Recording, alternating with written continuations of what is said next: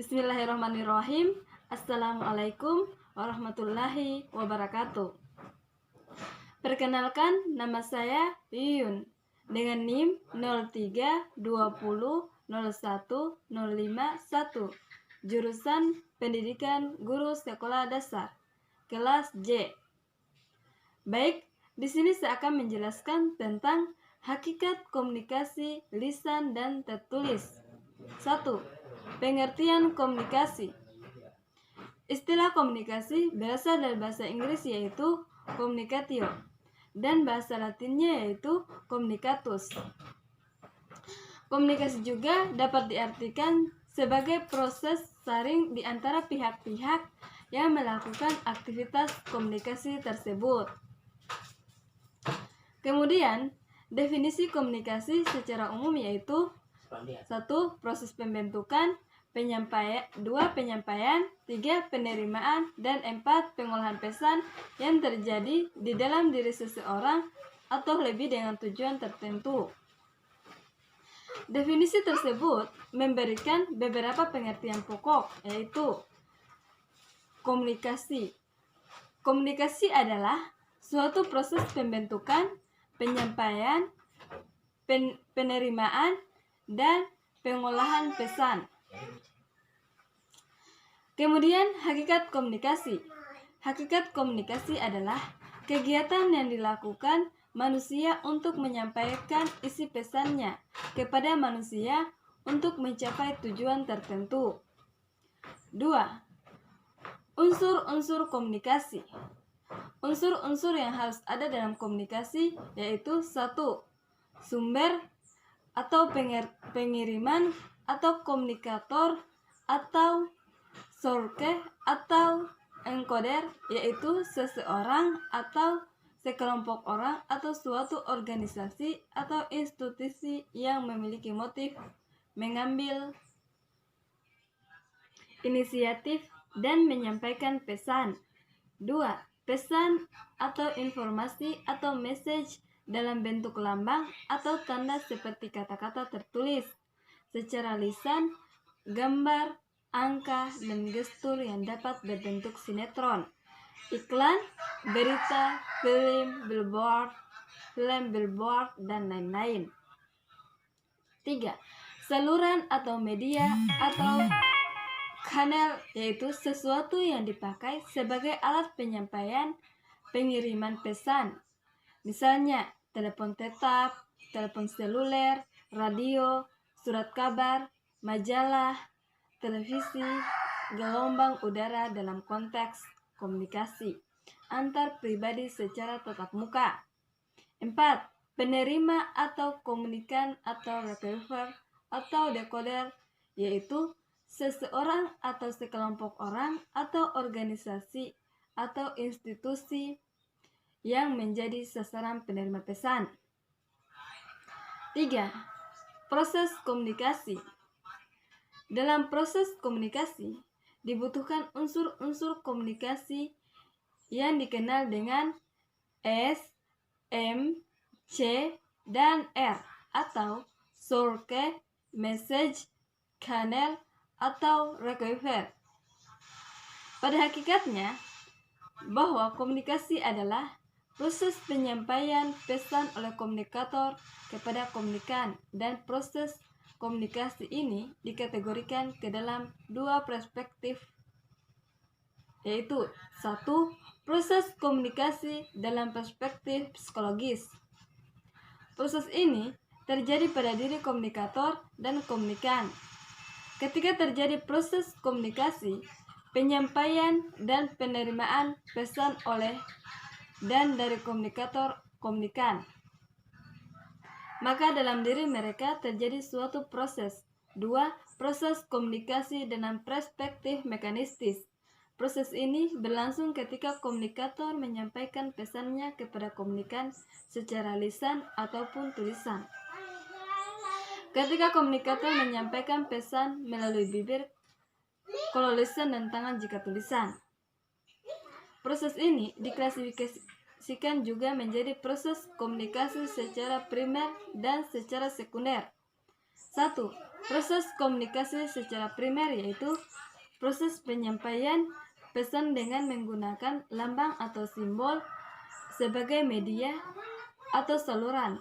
Adapun jenis lambang ada dua yaitu 1. Lambang verbal yaitu bahasa baik dalam bentuk lisan maupun tulisan. 2. Lambang nonverbal yaitu yang bukan berupa bahasa seperti isyarat anggota tubuh, gestur, tanda-tanda yang bukan atau berupa bahasa baik lisan ataupun tulisan. 2. Proses komunikasi sekunder adalah proses penyampaian pesan oleh komunikator kepada komunikan dengan menggunakan alat atau sarana untuk menyampaikan pesannya. Penggunaan media atau alat ini dikarenakan jarak atau jauhnya antara komunikator dengan komunikan. Contohnya seperti menggunakan surat kabar, radio, televisi. Kemudian ada 3 elemen dan faktor lainnya yang juga penting dalam proses komunikasi, yaitu 1. Akibat atau dampak atau hasil. Akibat ini terjadi pada pihak penerima atau komunikan setelah menerima pesan. 2. Umpan balik atau feedback adalah tanggapan balik dari pihak penerima atau komunikan atas pesan yang diterimanya. 3. Gangguan atau noise adalah faktor-faktor fisik atau teknis ataupun psikologi dapat berupa semantik yang dapat mengganggu atau menghambat kelancaran proses komunikasi. Menghambat yang dimaksud adalah tidak sehingga terjadi miskomunikasi. 4. Komunikasi lisan. Komunikasi lisan adalah bentuk komunikasi dengan menggunakan kata-kata secara lisan dan langsung kepada lawan bicaranya. Biasanya, komunikasi lisan dapat dilakukan pada kondisi para personal atau individu yang berkomunikasi berhadapan langsung. Contohnya, saat berkomunikasi dengan tatap muka langsung. Selain itu, komunikasi lisan ini juga dapat dilakukan melalui alat yang berupa komputer yang telah dilengkapi dengan fasilitas konferensi jarak jauh. Dapat juga tatap muka melalui televisi sirkuit tertutup. Kemudian ciri-ciri komunikasi lisan yaitu 1. Bersifat tatap muka. Sistem ini mengandalkan peserta komunikasi dan hanya bisa terjadi bila ada orang yang bertatap muka langsung. 2. Terikat pada ruang. Proses komunikasi ini terikat pada tempat atau ruang yang digunakan. Mereka yang tidak ada di tempat tidak akan terlibat komunikasi. 3. Terikat waktu. Komunikasi ini hanya bisa berlangsung pada waktu yang sama jika ingin pesannya didengar orang lain. 4. Menggunakan organ dominan berupa mulut dan telinga walaupun mungkin ditambah mata. 5.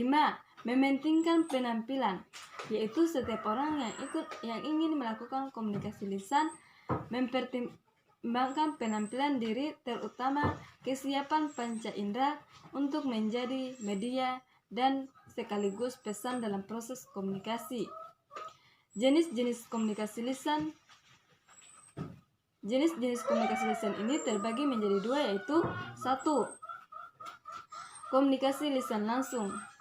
Komunikasi lisan secara langsung. Komunikasi lisan yang terjadi tanpa adanya perantara, jarak, dan alat atau media yang digunakan oleh berkomunikasi. 2. Komunikasi lisan tidak langsung. Berbeda halnya dengan komunikasi lisan tidak langsung yang menggunakan media atau alat perantara berupa telepon, komputer, televisi, yang lainnya penyampai pesan atau informasi kepada komunikan. Adapun ada beberapa prinsip komunikasi lisan yaitu 1. Suara, 2. Bunyi, 3. Nada. Kemudian kelebihan dan kekurangan komunikasi lisan. 1. Kelebihan komunikasi lisan yaitu menimbulkan timbal balik secara langsung tanpa perlu menunggu respon dari komunikan. Dapat memberikan penjelasan yang lebih rinci dan jelas. dan menimbulkan partisipasi atau tanggapan langsung dari komunikan.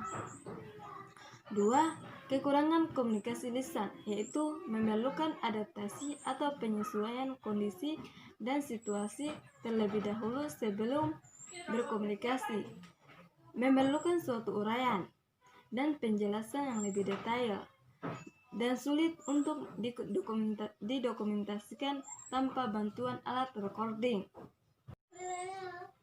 5. Pengertian komunikasi tertulis. Komunikasi tertulis adalah komunikasi yang dilakukan melalui sebuah tulisan yang dilakukan dalam kegiatan surat menyurat, melalui pos, telegram, email, dan lain-lain. Contoh bentuk komunikasi tertulis misalnya ketika melakukan surat menyurat bisnis, seperti 1.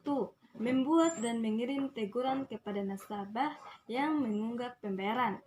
2. Membuat dan mengirim surat aduan klien kepada pihak lain. 3. Membuat dan mengirim surat penolakan kerja. Kemudian bentuk-bentuk komunikasi tertulis, yaitu 1. Surat dan memo. Surat dan memo ini diklasifikasikan dalam 4 kategori, yaitu 1. Permintaan atau permohonan langsung. 2. Rutin, berita dan pesan-pesan yang baik. 3. Pesan-pesan yang tidak baik. 4. Pesan persuasif. 2. Laporan. Kemudian prinsip-prinsip komunikasi tertulis yaitu 1. Lengkap. 2. Ringkas. 3. Pertimbangan. 4. Konkret. 5. Jelas. 6. Sopan. 7. Benar. Baik, itulah beberapa pemaparan materi tentang hakikat komunikasi lisan dan tertulis. Apabila ada kurang dan lebihnya, mohon dimaafkan. Saya akhiri dengan ucapan billahi taufiq wal hidayah. Wassalamualaikum warahmatullahi wabarakatuh.